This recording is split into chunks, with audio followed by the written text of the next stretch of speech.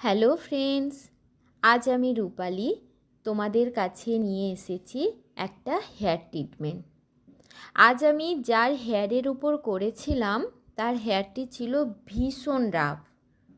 যারা straightening smoothing করতে চাও না কিন্তু হেয়ারটিকে একটু হেলদি ও ম্যানেজেবল করতে চাও, আমি তাদের বলবো তারা যেন এই ট্রিটমেন্টটা করে নেয়।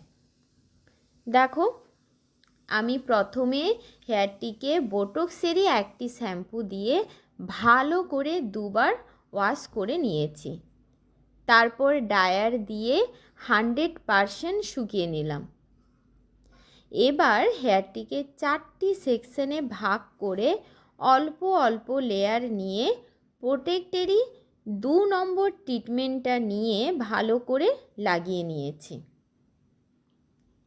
এখানে একজন হেল্প করলে ভালোই হয়। আমাকে এখানে হেল্প করেছিল আমারই স্টুডেন্ট রূপা।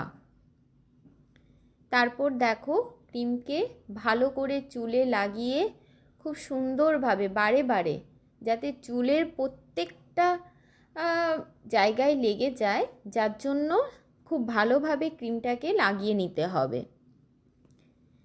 এরপর পুরো চুলে লাগানো হয়ে গেলে ওই চুলটিকে 45 থেকে 1 ঘন্টা স্টে করার পর আবার ডায়ার দিয়ে শুকিয়ে নিয়েছি।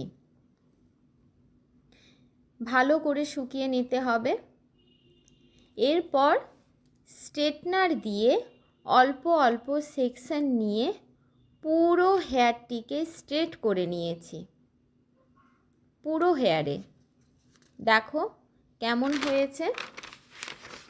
স্ট্রেট করার পর এর লুকটা কেমন আসে দেখো।